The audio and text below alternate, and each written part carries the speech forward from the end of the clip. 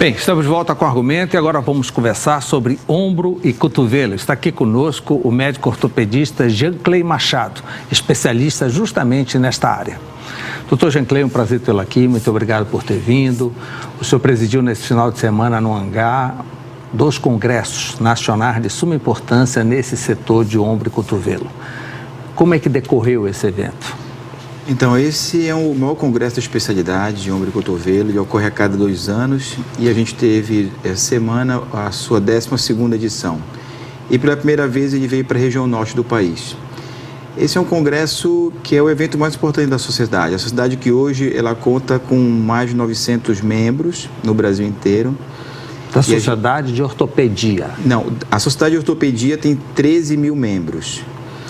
A Sociedade de Ortopedia ela tem as suas subespecialidades. Então, a gente tem joelho, ombro e cotovelo, trauma, são na verdade 14 áreas de atuação. E quais as mais demandadas? As mais demandadas são coluna, joelho e ombro.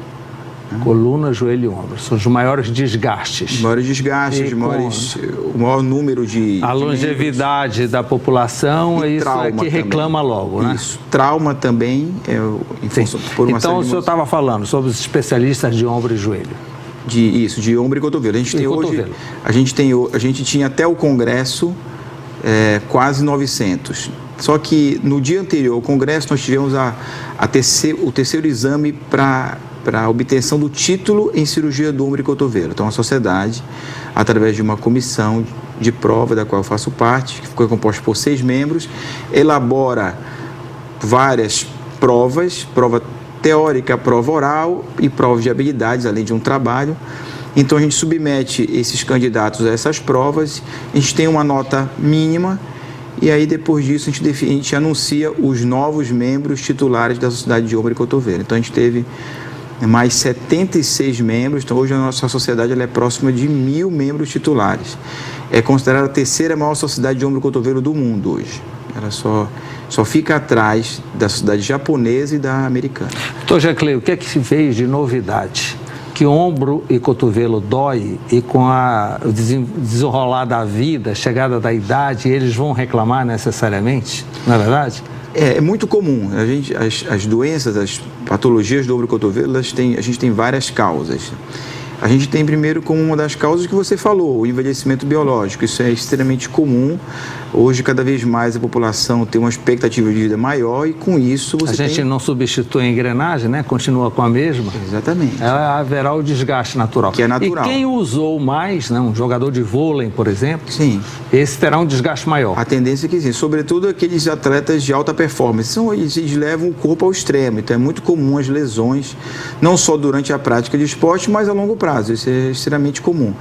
Então, esse é um ponto. O outro são os traumas. A gente tem cada vez mais pacientes vítimas de trauma de alta energia, principalmente no jovem, e trauma de baixa energia no idoso. Então, é muito comum as quedas ao solo com fraturas ao nível do ombro.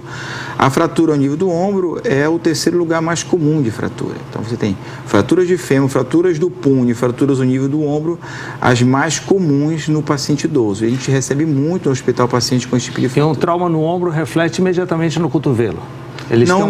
Não necessariamente. Na hora que eu tenho um trauma no ombro, a tendência é que eu tenha uma fratura no ombro. Quando eu tenho um trauma, que a gente chama uma queda com a mão espalmada, o cotovelo é uma das regiões que pode sofrer lesão. Mas a mais comum é o punho. Então, em primeiro lugar, o punho... Sabemos aí que a questão da queda dificilmente se consegue evitar, não vou cair. Mas fora isso, o que se pode fazer para evitar chegar nesse extremo? Então, porque é muito dolorido, não é isso? É muito dolorido. E muito demorado o tratamento? Depende, porque existe uma variação muito grande de doenças. O que a gente pode fazer, a orientação que a gente dá a nível de consultório para minimizar esses problemas, o primeiro é você fazer uma atividade física regular. A articulação do ombro é uma articulação que ela tem uma estrutura anatômica bem diferente. A gente tem na articulação do ombro um encaixe ósseo muito ruim. Eu tenho uma cabeça que é esférica, que articula com outro osso que chama glenoide, que é raso e pequeno. Então, com isso, eu tenho um encaixe ruim. Então, para que essa articulação funcione de uma forma adequada, toda a musculatura que está em volta da articulação, ela tem que estar bem equilibrada. E aí que vem um grande problema. Eu preciso ter uma musculatura bem equilibrada. Sem chegar ao excesso. sem chegar ao excesso, para que eu tenha uma biomecânica adequada do ombro.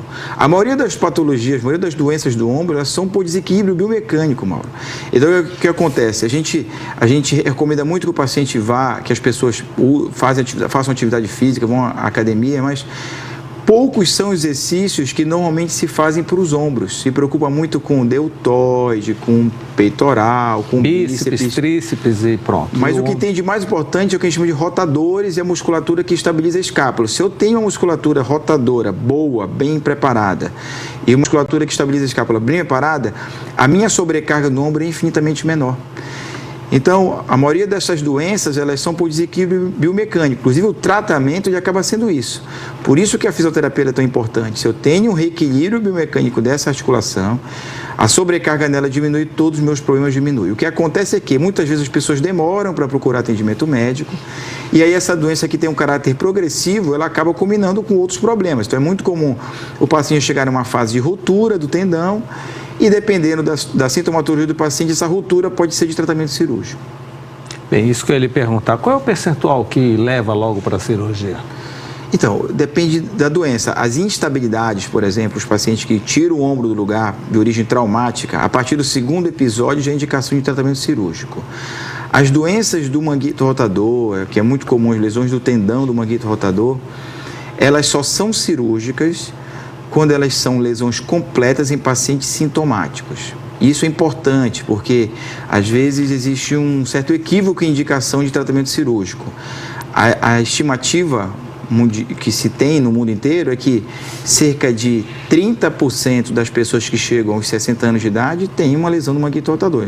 Não quer dizer que eu tenho que operar os 30% das pessoas que chegam aos 60 anos de idade. Eu preciso saber o que isso repercute na vida do paciente para que saiba de fato se o tratamento é cirúrgico ou não. E boa parte desses pacientes são tratados de forma não cirúrgica.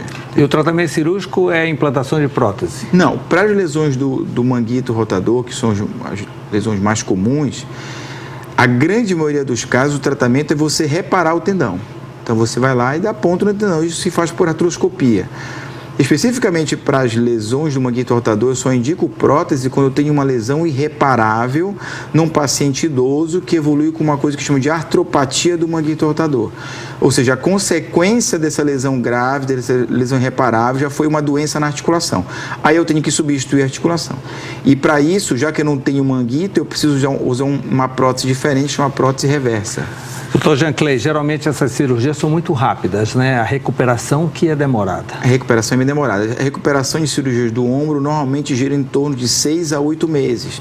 Porque eu tenho várias etapas. Primeiro eu tenho que esperar cicatrizar aquele tecido, depois eu tenho que recuperar o movimento do ombro, depois eu tenho que reequilibrar a musculatura, até eu fazer o treino específico para a atividade que a pessoa exerce. Então isso aí leva... O que é que desgasta o cotovelo? Fora o trauma, fora uma queda, um baque mais brusco? Então, além da origem traumática, como você mesmo falou, o que é mais comum é a artrite reumatoide.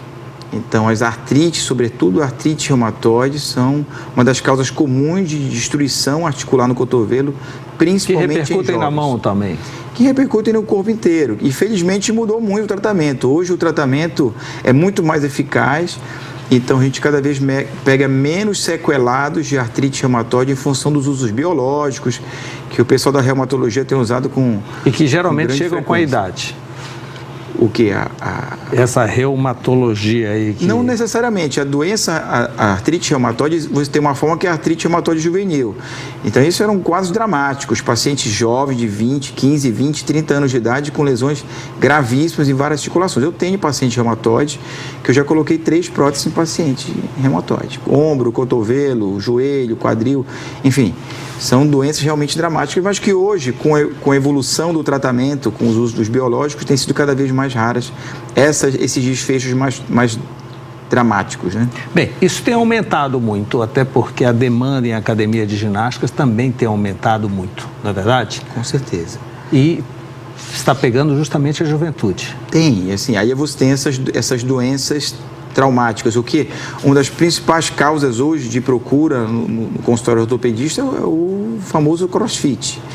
Então, cada vez mais se pratica mais crossfit e o crossfit vem acompanhado de realmente lesões Muito frequente, é muito comum a gente receber paciente no consultório que faz crossfit, vem com lesões, e aí o ombro é uma das... O que é que o senhor recomendaria antes do crossfit, que ele se submetesse a um exame para ver se ele tem aptidão para aquilo, se ele tem condições mecânicas? Exatamente, eu acho que você precisa de uma avaliação adequada, e o mais importante, o crossfit... Não é para qualquer um, isso já está claro. Não é, você precisa estar condicionado, essa que é a questão, você precisa, assim como qualquer outro tipo de atividade que você exige um pouco mais do seu corpo, como corrida, por exemplo, você precisa estar condicionado.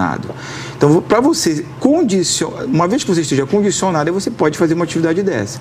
Acontece que muitas vezes as pessoas fazem o inverso. Sim, vai por moda, o amigo foi... eu vou fazer porque eu quero emagrecer e, na verdade, eu não estou preparado para isso. Aí vem as lesões, né?